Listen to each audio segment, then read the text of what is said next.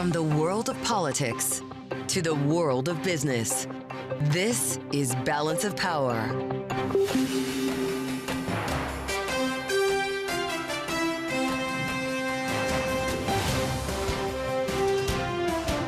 Live from Washington, D.C.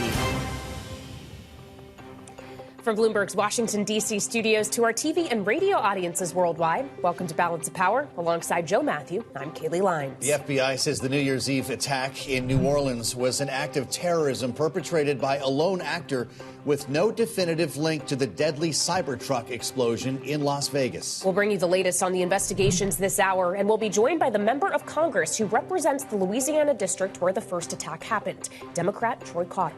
The 119th Congress begins tomorrow with no guarantee Mike Johnson will be easily reelected Speaker of the House. Sarah Chamberlain of the Republican Main Street Partnership, former Democratic Congresswoman Stephanie Murphy also will weigh in.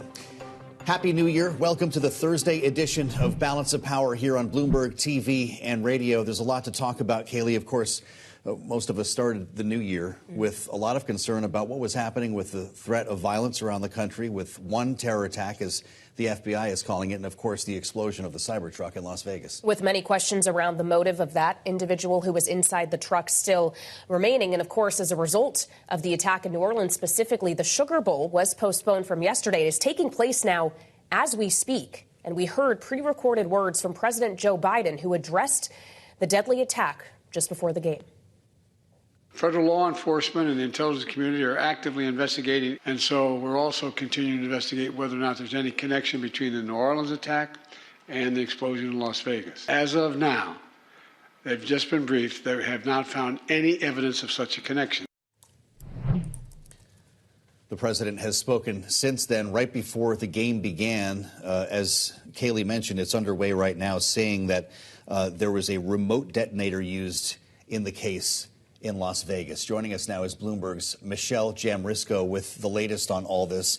It's not every day when the president of the United States is compelled to address the public. He did speak to Americans yesterday as well. It really underscores the importance that the White House sees here, even as the president-elect weighs in. Joe Biden is still the commander-in-chief. Well, yeah, as president, you want to show that you're out in front, that you're being briefed, that you're acting in every way possible. But I think one of the big takeaways from his remarks was that there's still a lot of speculation. There's more questions than answers. And he was basically relaying what we've heard separately from the authorities at the FBI. Some of the bigger questions being, is there some sort of international link? They said they're looking at international and domestic leads. They have said New Orleans was likely a terrorist act. They have not made that same designation for the Las Vegas attack.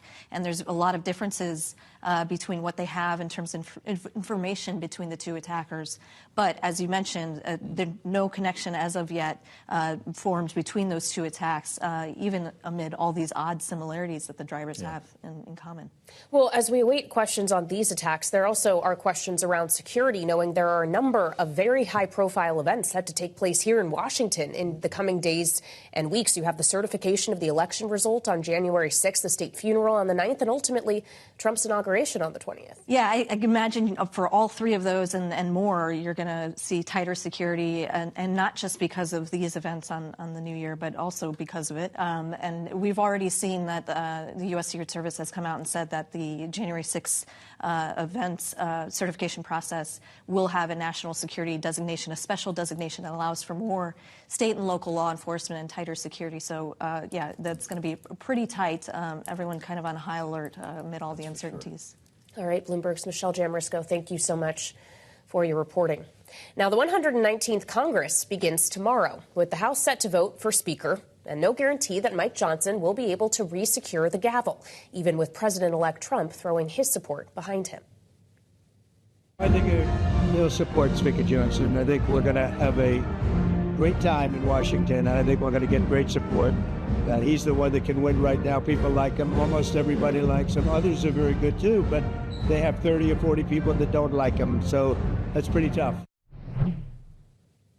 Joining us now for more is Bloomberg's Mario Parker. Obviously, we heard from President-elect Trump while celebrating New Year's Eve in Mar-a-Lago on this, but it did take some time for him to chime in on this with Johnson. I think we all have the question of, is it too late to do so, and how much does his voice matter at this point? It did take a little bit of time. He let him twist in the wind, in the wind for a little bit. Obviously, he was a little bit disappointed about how the spending deal went a couple of weeks ago as well. And then you saw Mike Johnson come out and say that the President-elect was supposed to announce the endorsement on January 1st, much more bells and whistles, but that he made a call to ask the President to do so, the President-elect to do so beforehand, which isn't always a sign of strength when you have to ask the most powerful person in your corner to, hey, you know what, can you expedite that endorsement? Donald Trump is apparently open to directly lobbying lawmakers. If necessary, those phone calls ought to be something. The idea being that there's leverage here that just didn't exist when it was Kevin McCarthy or even Mike Johnson the first time around, because on Monday, per the Constitution, a vote for the president needs to be certified. We need a speaker to get the ball rolling on this, right? And from what we understand, that's been part of Mike Johnson's pitch to his caucus as well, reminding them, hey, the subtle subtext, of course, is, hey, you may not necessarily be pleased with my performance right now. You may not be a full-throated endorsee for me right now, but do you want to stand in the way between President-elect Donald Trump's certification and this procedure? January 6th is also straight in front of us here. Bloomberg's Mario Parker, thank you so much both for your reporting. Coming up, a closer look at tomorrow's House Speaker vote. With Sarah Chamberlain, the president and CEO of the Republican Main Street Partnership, will join us next on Balance of Power here on Bloomberg TV and radio.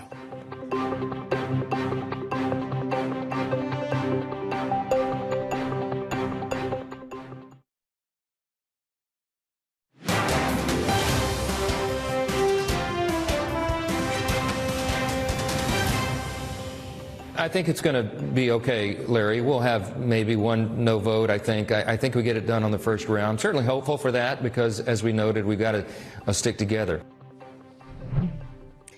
House Speaker Mike Johnson on Fox Business in the last hour, expressing confidence as he prepares for the 119th Congress beginning tomorrow, when he'll have to earn a majority of votes in the chamber to secure the gavel again. Joining us now for more here on Bloomberg TV and radio is Sarah Chamberlain, President and CEO of the Republican Main Street Partnership. So, Sarah, welcome back. Happy New Year to you. Thank you. Same to you both. Obviously, Mike Johnson is hoping for a happy beginning to his new year, but when he suggests this could all go down, be solidified, he gets the gavel in one vote, does that pass the sniff test to you? I certainly hope so, but I'm not hopeful that that's going to happen. We do have one hard vote no already, so you really just need one more person to say, I'm not going to vote for him on the first round. Let me see if I can vote no and see what I can get out of him. So it's scary. I mean, it really is a little nerve-wracking going in for a lot of reasons, which we can get into, but this has to get resolved tomorrow. I will tell you, all of the Republican Main Street Partnership members are a solid yes vote for the Speaker. Yeah, it must get resolved tomorrow. We're not going into the weekend here, in your view. So it sounds as tenuous as it's being made out to be in the stories and analysis that we're hearing. Does a direct phone call from Donald Trump help? Is he closing the deal here? I certainly hope he is. I do know he called a couple members today, and I know the Speaker has talked to a couple members. Again, they're all the Freedom Caucus type members, not the Main Street members. So in hopes that he's swinging them in the direction they should be. They should be supporting the current Speaker of the House. I mean, this should be a no question. Well, sometimes support does come at a cost, as we saw when former Speaker Kevin McCarthy took 15 rounds to secure the gavel at the beginning of the 118th Congress. He had to agree to a number of rules, including ultimately what was his downfall, that one member could bring a motion to vacate against the Speaker. The Main Street Partnership did have a role in making sure the rules this time around are that 9 members are required to bring that. Is that 9 number going to have to change potentially as a result of Johnson needing potential leverage for negotiation? We certainly hope not. I mean, I think if it does change, you may have a problem with some of the Main Street members because they negotiated that for hours. They wanted a few other things. They compromised and took that. And 9 is a reasonable number. So I don't think so. I don't think you're going to see that change. And it should be all Republicans in that 9? Yes, it has to be Republican. Yeah. That's something that some members like Jim McGovern were pretty exasperated about when this 36-page rule package came along. But to your point, that negotiation was 9 members of the Republican conference, not anyone in the House. Correct. Absolutely. Because you can't have Democrats get together and decide to try to and this will oust the Republican Speaker. Yes, it will pass. This will pass the way it's written. Yes. So you suggested that if, for whatever reason, that 9 figure were to change, it could create some trouble within the members of the Main Street Partnership, who right now are reliable votes for Speaker Johnson. Is there anything else Johnson could agree to appease members of the Freedom Caucus that could create more trouble with those he can count on right now? Well, I know that they're looking for some different committee assignments, so I think the Main Street members could live if a couple of them, like maybe Chip Roy chairing rules? I'm not sure they can go that far. That will be a negotiation that the members will have to decide. I know that is what he was asking for, and the members of Main Street were not supportive of that. I don't know what's going to happen. And they had a conference call yesterday, a Zoom call, to figure out, okay, where is their line? Again, they're fully in support of the Speaker, and none of the members of Main Street are getting phone calls from President-elect Trump. Is anything, I know these questions might sound ridiculous at this point, but after what we witnessed with Kevin McCarthy, is anything below 15 rounds a win for Mike Johnson? Absolutely is. That's and how we're looking. He won't go 15 rounds. What I'm not sure about is maybe he'll have to go into the second or third. Yeah. There might be one member that's that says, okay, I'm not going to vote for him, so maybe we're pushed into the second round. Because remember, there is one. The gentleman from Kentucky is a hard no matter what. So you really just need one other one to say, you know what, we're going to make him sweat a little bit and send him into the second round. There's some that might be willing to do that. We'll have to wait and see tomorrow. But we have to get this done, especially before January 20th. We have to have certification done. I mean, that becomes a huge constitutional problem, because if we don't have it done, the president and vice president have to vacate, which we all love Chuck Grassley. But believe it or not, it would make Chuck Grassley president, because we would not have a speaker. Right. Yeah, so that January 6th deadline is powerful, and that didn't exist when Kevin McCarthy was being elected speaker at the beginning of the 118th. The fact that this coincides with the presidential cycle makes this a bigger problem, perhaps a little bit different. I do wonder, though, considering the fact that it is just a majority that's needed in the House, how we should be factoring in absences or maybe surprise appearances from, I don't know, former Congressman Matt Gaetz. How could that factor into ultimately what the actual math looks like tomorrow, assuming all Democrats show up? All the Democrats will 100% show up. I think the Republicans will. I don't see Matt Gaetz showing up. I just don't see that happening. I think it's going to be the group that is the ones who are supposed to be there will be there. I don't see anybody missing it. God forbid there's not any snowstorms anywhere that delays their flights tonight. But they should all arrive by tonight. That's what it's going to come down to. It is. So let's talk about actual governing here. Let's assume that we have a Speaker of the House by the end of the day tomorrow. I think it's a safe bet that that'll happen eventually here. There's been a big argument about sequencing, for instance, and it seems to be that we're going to be in a border-first situation when it comes to legislative priorities and, for that matter, executive orders. Is that what you're hearing from your members? We want to secure the border, then we can write legislation on taxes, for instance. Absolutely. Border is the number one issue for many reasons. I mean, of course, President... Does that start next week? It does start next week, or probably on the 20th. Once he gets sworn in, it will start heavily. But the border has to be secured. I mean, President-elect Trump ran on that. A lot of Main Street members ran on that. That's a huge priority. But then you get into tax. I mean, there's a lot of them. I mean, there's just a lot of issues in the first 100 days. It's going to be a wonderful, interesting time. You'll have some busy nights at the townhouse. It'll be very busy nights. Yes. Yeah, it'll be busy here, too, I imagine, as we consider this idea, then, that there's a lot on this agenda. If it takes multiple rounds to get the votes just to have a Speaker of the House so the House can get its business done, that can't bode well for the counting of the votes for some of these items that it may be difficult to get consensus in a very slim majority. You're absolutely right. It could be a huge problem. And that's where I hope that Elon Musk maybe challenges in primaries. Maybe he funds some primary challengers to some of these people. It used to, years ago, happen to the Republican Main Street Partnership members. We would have well-funded primaries against us. Maybe it can happen to the Freedom Caucus. Gentlemen, what will be the Freedom Caucus's place in the universe here, assuming Mike Johnson is confirmed? Donald Trump moves into the White House. Is this a group with less influence than it had in the last Congress? No, unfortunately. There's less of them, though. Some of them have been defeated, like Bob Good and some others. Right. Some retired. But the problem you have is the margins are closer. So they still will have a great deal of power. Get back to that majority of one. Yes. So no President Chuck Grassley. It's not going to happen. I don't think so. I hope not. I love Chuck, but I hope not. That would be quite a moment, wouldn't it? Sarah be? Chamberlain, back with us in the new year. It's great to see you, Sarah. Thank you. President and CEO of the Republican Main Street Partnership. Coming up, we'll be joined by Stephanie Murphy, the former Democratic Congresswoman from Florida, former member of the January 6th Committee, with us here on Balance of Power on Bloomberg TV and radio. This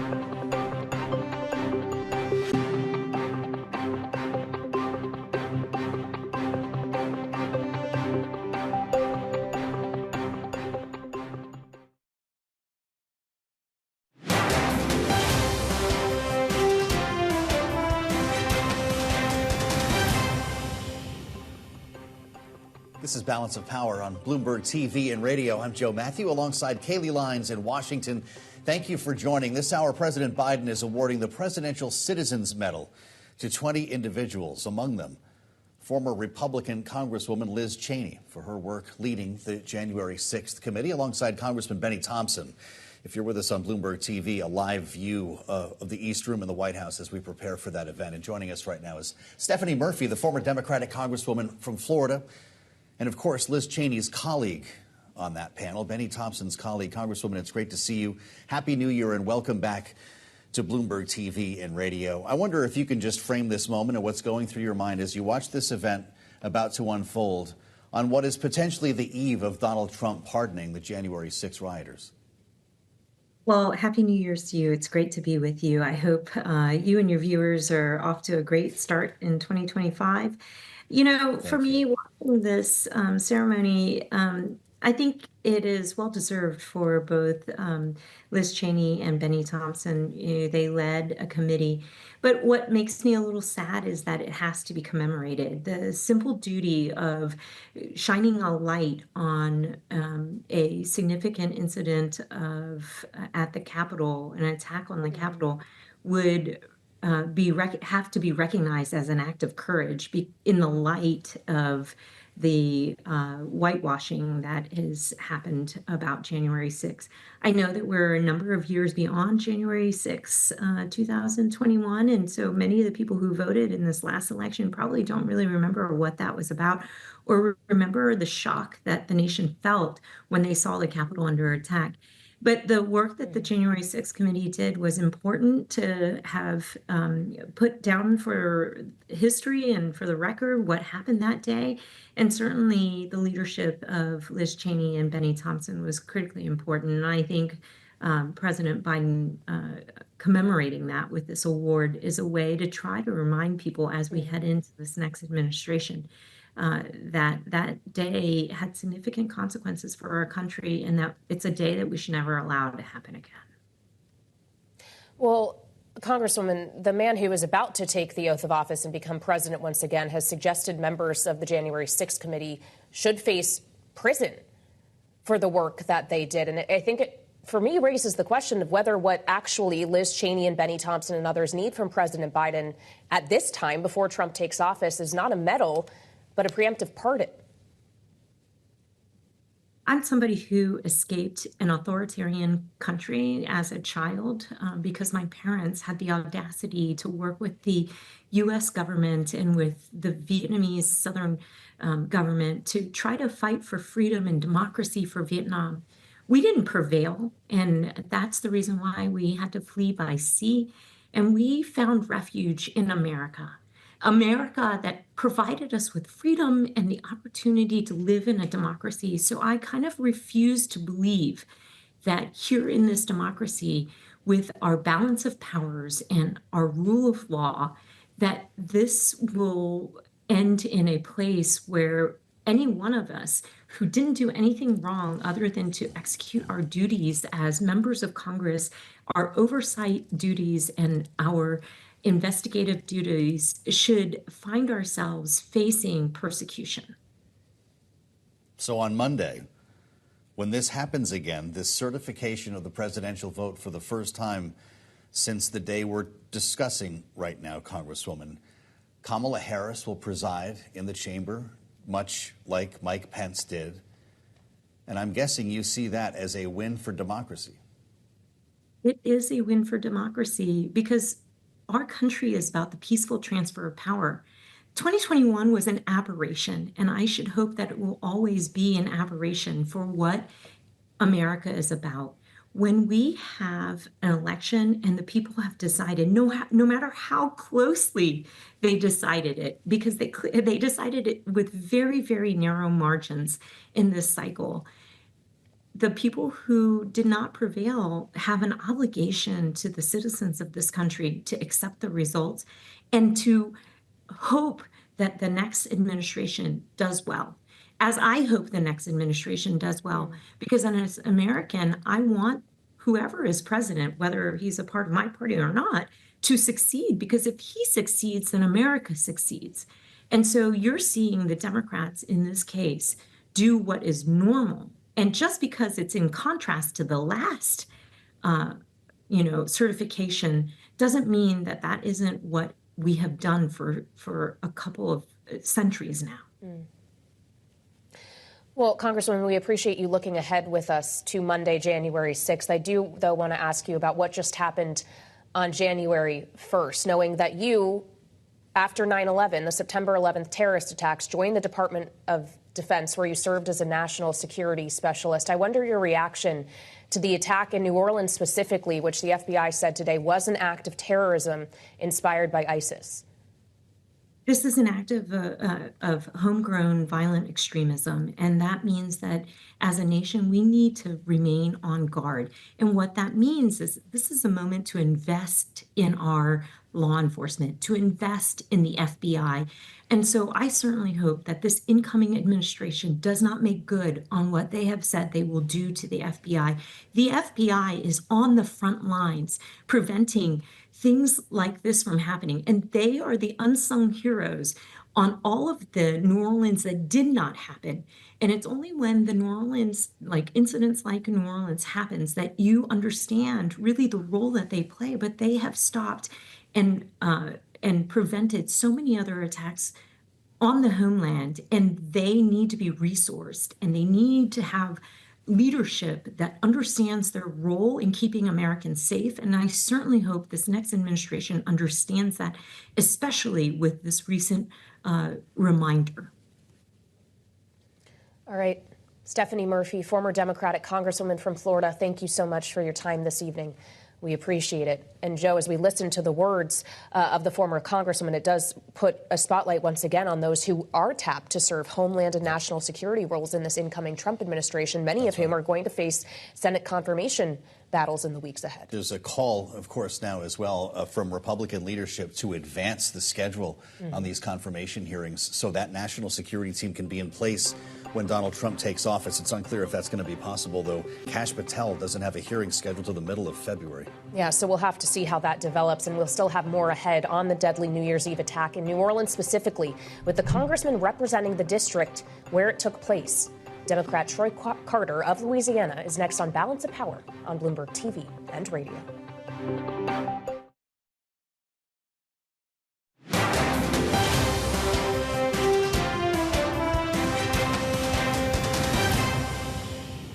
Let me be very clear about this point.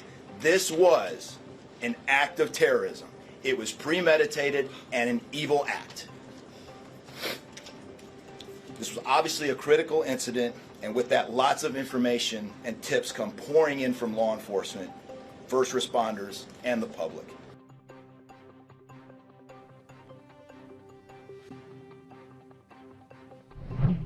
That was FBI Deputy Assistant Director Christopher Rea earlier today, following the deadly attack on Bourbon Street in New Orleans early on New Year's Day, which killed 14 people and injured dozens more. Joining us now is the member of Congress representing the district where the incident took place. Democrat Troy Carter of Louisiana is with us live on Bloomberg TV and radio. Congressman, thank you very much for your time this evening, and our thoughts are with you and the people you represent in New Orleans. You, of course, have been in touch with those investigators on the ground. We heard an update from them earlier today. We just heard part of it, and I wonder if they've shared any further detail with you on the latest that you may share with us. Yes, first of all, thank you. Thank you for your kind words. Yes, we had a very in-depth briefing with the FBI earlier today. We were pleased to learn that this coward terrorist appears to have been a sole actor, that there aren't any additional people out there lingering that may be seeking to do further harm. Apparently, he acted alone. That intelligence is comforting to us to know that we have at least closed the chapter with the demise of this individual taken down by law enforcement. A huge thank you to our president for releasing all of the necessary resources for our federal, local, and state partners in law enforcement to converge upon New Orleans to secure the area, identify that there were no other individuals involved, and to give comfort to the American people, to the visitors that are coming into New Orleans and the residents that live here, that we take this very seriously, that we will not tolerate terrorism of any sort threatening to put a damper on our community. Our thoughts and prayers go out to the individuals who lost loved ones, to those lives that were lost, to those lives that are recovering in the hospital, and certainly to our two law enforcement officers who were injured in the line of duty. We say thank you, and we will commit to make this a teachable moment, that we do not let these lives be lost in vain, that we will use every bit of our grit to defend, to make sure that this does not happen again, and that we will defend our homeland at every level. This incident that happened in New Orleans could have happened anywhere. We know that terrorism is a serious threat to our homeland, and we will continue to apply all the resources to push back and to send a powerful message. If you attempt to do harm, there's no stone that you can hide under that we won't find you and bring you to justice. Well, Congressman, I think this hits home to so many people outside of New Orleans because it happened at one of America's crossroads. So many of us from all corners of the country have stood at the corner of Bourbon and Canal Streets. And I wonder what you think, particularly as a former city councilor in New Orleans, about the argument here of just making Bourbon Street a permanent pedestrian way. I know there's been a lot of talk about bollards. We're learning a lot about this based on the investigation here, and there was a replacement project underway. Why not just make it permanent, like Pennsylvania Avenue here in Washington? As a former member of the city council, it's a message that we've dealt with back and forth for many years. I think it's high time that we evaluate how we can further protect people by limiting vehicular traffic. I was a member of the city council and authored legislation that banned the large over-the-road buses and huge trucks from going in the quarter to protect the architecture because of the rumbling and crumbling. It was literally cracking and breaking the infrastructure. Well, now it's time for us to take it a step further and protect the lives of residents and visitors. Remember, people actually live in the French Quarter as well. Many people don't realize the French Quarter is a living, breathing neighborhood of individuals who choose to live there, as well as those who choose to come to explore, to recreate, and to have fun. So it is paramount that the city of New Orleans, the city council, and the mayor explore every avenue to keep it safe for generations to come. And I certainly support further looking at that to make sure that every resource is used at a time as this, that we learn from this breach. This monster, this coward, found a way around the blockade, traveled onto the sidewalk to gain access to pedestrians. What a coward. We have to now double down our efforts to protect their citizens even further. New Orleans is a community that has long sought and committed to the excellence of protecting people, from Sugar Bowl to Super Bowl to Mardi Gras, year in, year out, Final Four, PGA tournaments. No one does it better than the New Orleans Police Department. And now in conjunction with our state police, our FBI, our Department of Justice, and the National Guard, I dare say that New Orleans is one of the safest cities in the country.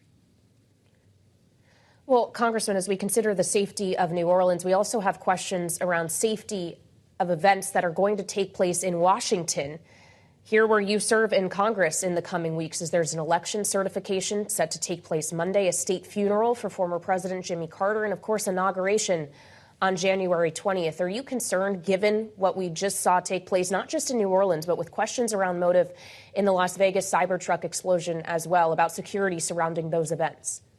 Absolutely. And I think it is incumbent on all of us to be careful, to be vigilant, to be mindful, and to be cautious. We know that we have foreign terrorists, and we know that we have domestic terrorism.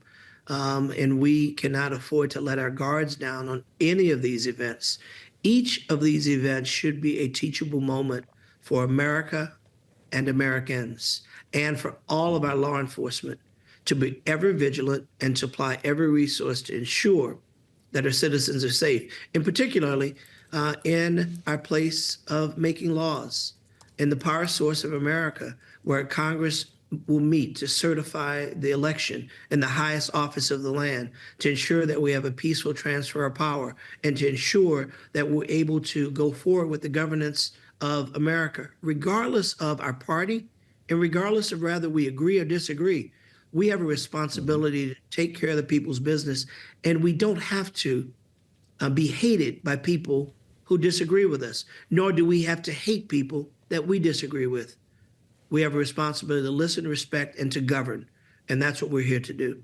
So as we go forward with all of the events that you mentioned, I know that we are a heightened sense of awareness. DOJ, Capitol Police, FBI, and all the ancillary agencies will be on alert to make sure that the people are protected.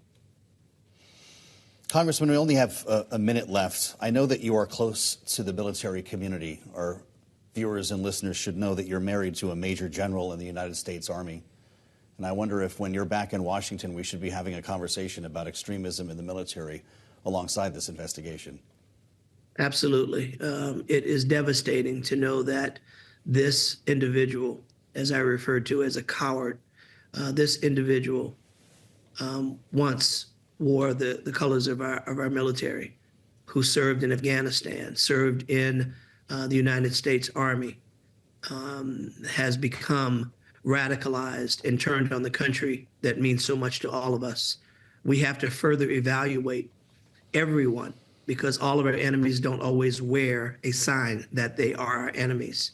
Sometimes the enemy disguises themselves, as this individual did, as a patriot. So we have to redouble our efforts to look within our ranks, to look within the deep depths of who we are, to make sure that we are guarding ourselves against radicalization and those that may have been inspired by those who hate us. We cannot and will not ignore this message. We will learn from it, and we will strengthen ourselves to move forward. It means a lot to us to have you with us on this day, Congressman. Our thoughts are with New Orleans. Troy Carter of Louisiana with us on Balance of Power. Thank you, sir. Coming up, we'll continue to look at the fallout from the deadly New Year's attack in New Orleans. Our political panel is next on Balance of Power on Bloomberg TV and radio.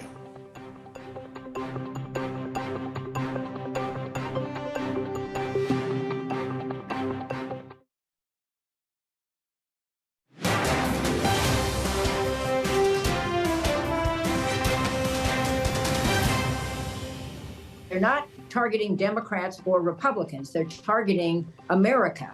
So we better pull together a little here, as we did after 9/11, and understand that our country, not just one party, is under attack. That was Jane Harman, chair of the Commission on the National Defense Strategy, on the early edition of Balance of Power today, discussing the deadly incidents in New Orleans and Las Vegas on New Year's Day. Joining us now for more here on Bloomberg TV and radio is our political panel. Lisa Camuso-Miller, host of the Friday Reporter podcast and Republican strategist, alongside Adam Hodge, managing director at Bully Pulpit International and Democratic strategist. Welcome to you both. Happy New Year. Happy New Year. Obviously not off to a super auspicious start with these tragedies that we're dealing with. And politically, they have inspired a bit of a call, at least on the Republican side, Adam, for a fast tracking of the process for the confirmation of Donald Trump's incoming national security team. Thinking here the likes of Tulsi Gabbard or Pete Hegseth, people where we've had very serious questions as to whether or not they could get confirmed. Do these events change those odds? No, because I think the people who they've put forward have real questions and concerns that they would actually do a good job keeping us safe, right? I mean, Pete Hegseth does not have the experience or the judgment to be Secretary of Defense, and I think you've seen pretty growing concerns about his experience. Tulsi Gabbard, lots of concerns on both sides of the aisle that she has the judgment, experience, and quite frankly, just the worldview to be the director of national intelligence, who would be critical in responding to these types of moments. So there's a lot of questions to be asked. I think there are plenty of capable Republicans that Donald Trump could pick to serve in either of those two positions who would do a good job keeping us safe.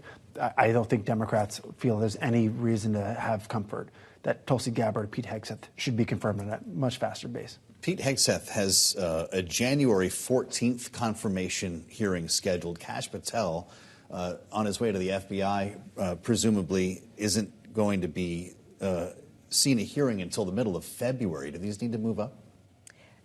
Yes, I think they will move up, but I think to Adam's point that the future president has nominated some candidates that are those that would actually be slower. The process, I think, will take more time because there are so many questions. And so as much as this is a need, there also, too, are some extraordinary people in those agencies that are doing that work already. And I think that the good news is that they'll continue to do the good work. But I do think that these nominations need to happen. And they also need to be candidates that people feel very confident with, especially in these cases.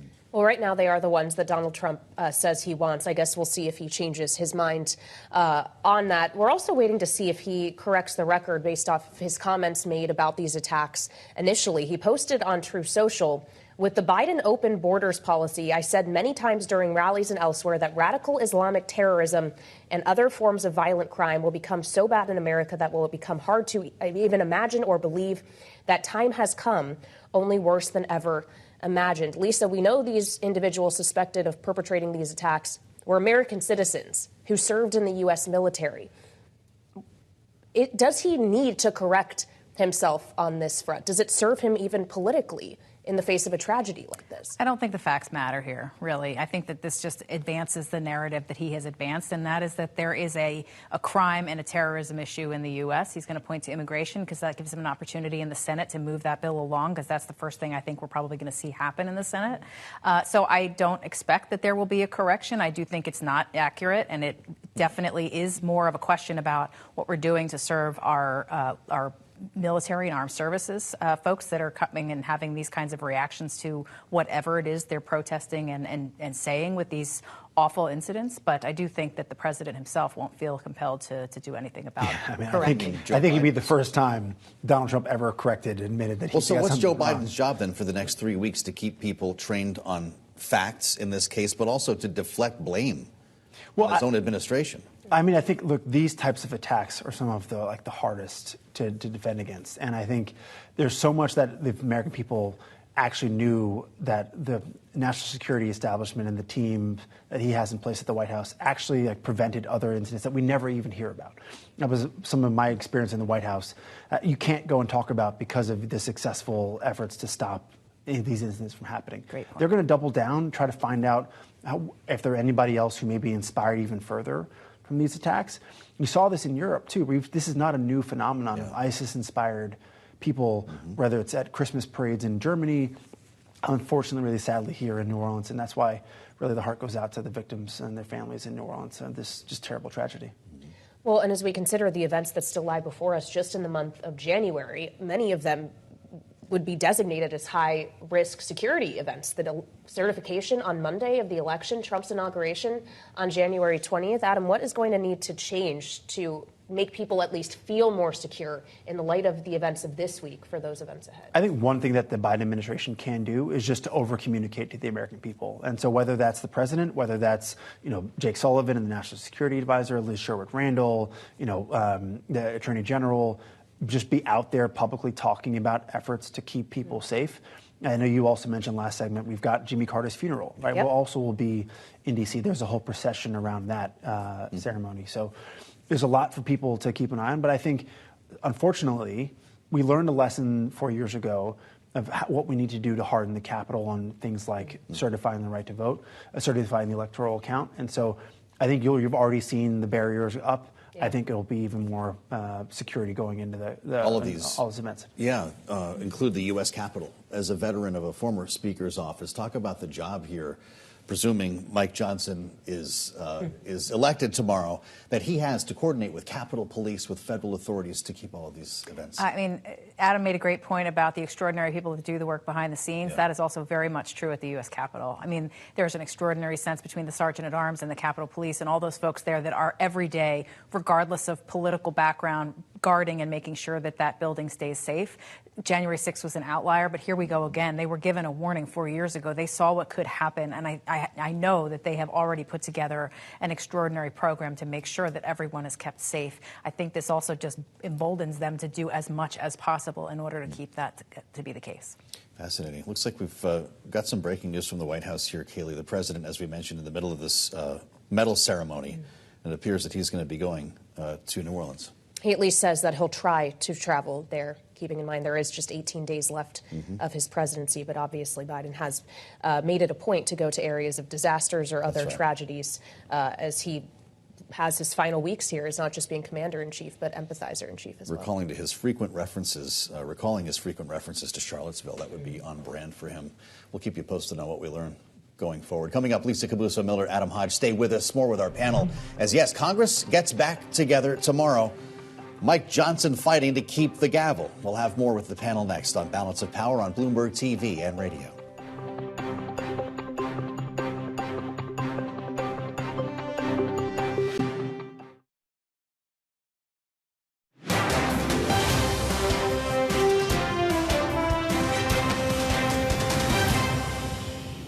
We do have one hard vote no already, so you really just need one more person to say, I'm not going to vote for him on the first round. Let me see if I can vote no and see what I can get out of him. So it's scary. I mean, it really is a little nerve-wracking going in for a lot of reasons, which we can get into, but this has to get resolved tomorrow.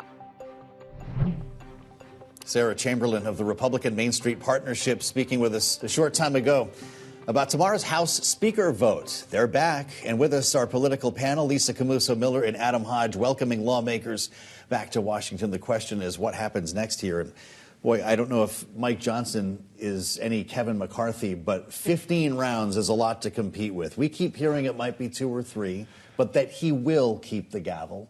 Yeah, Does it end that way at least? Yeah, I think so. I mean, look, Mike Johnson, yes. This is the House Republican Conference. We remember watching this show. We've been watching it for many, many seasons now. It's not coordinated by any means. However, I will say there will be those that say that Mike Johnson hasn't done enough. He hasn't been conservative enough. This is a guy who came from the rank and file. He had some leadership posts, but not in leadership, not elected leadership. And he has done... I mean, he has outperformed over and over and over again. He works across the aisle. He's doing everything he can. So, yes, tomorrow will be a nail-biter, and I also believe that Mike Johnson will be the speaker at the end of the day tomorrow. Well, as Lisa refers to working across the aisle, does Hakeem Jeffries owe Mike Johnson any favors here? What role will Democrats play if the going is tough and we're seeing multiple rounds of votes? I think Mike Johnson has got all the favors out of Hakeem Jeffries that he's going to get. There will be zero Democrats who look to bail him out next week. Look, how about if a Democrat might leave the floor, though, and just make the math a little easier? No, We're not doing that either. No games. Democrats, as we saw with all the rounds we went through this with McCarthy, and we're back at this terrible reality show again. They were present every single time to make sure that Hakeem Jeffries got every single vote. They did not miss a single one. And I think it really raises questions about their ability to govern. I mean, it's crazy a week before the swearing in that the speaker might not be continue on. I think the questions about, can they get tax cuts done? How are they going to, if they can't wrangle this, how are they going to wrangle between Chip Roy and Tom Massey and the Republicans who want the SALT cap lifted? All right? Or how are they going to do immigration or health care reform? I mean, all these other things that Republicans have struggled to do, tax cuts being the one exception. It's going to be really hard to see them getting anything done if this is where they're starting again. This is usually a really fun day, by the way. The opening day, they bring the kids in, right? Family members are on the floor. There's a lot of chanting. We get the speaker elected. And then, of course, the hard stuff comes on the next Monday or Tuesday, whenever you get to governing, at least. Are we going to get both tomorrow? How does Mike Johnson stage this whole thing for his conference? Oh, well, I mean, I think that they probably have been working around the clock behind the scenes. I mean, yesterday you saw, or this morning, I've lost track of time. How is it that possible already? But the president has said that he is in favor of Mike Johnson being returned to the speaker's office. And he's making phone calls. And those are the kinds of things that are happening behind the scenes. And I think that by tomorrow morning, we'll have a pretty good sense of where things are. And that will allow for that elation and that good times that tomorrow typically brings. Okay, we're out of time. But will tomorrow also bring Matt Gaetz to the chamber? Does he show up? I'm sure. Yes? Adam thinks yes. Lisa? Can't look away. He can't avoid the spotlight. Yeah, Come on. I tend to agree. He's got a show to promote. He could make the math easier, by the way. Well, yes, for Mike that's Johnson. the working theory. This is going to get Final interesting. salvo. Lisa Camuso-Miller and Adam Hodge, thank you both so much for joining us. And, of course, for more coverage of what's going on in the House and beyond, check out the Washington Edition newsletter on the terminal and online. We're going to have a day tomorrow. We'll meet you back here. And thank you for joining us on Balance of Power. This is Bloomberg.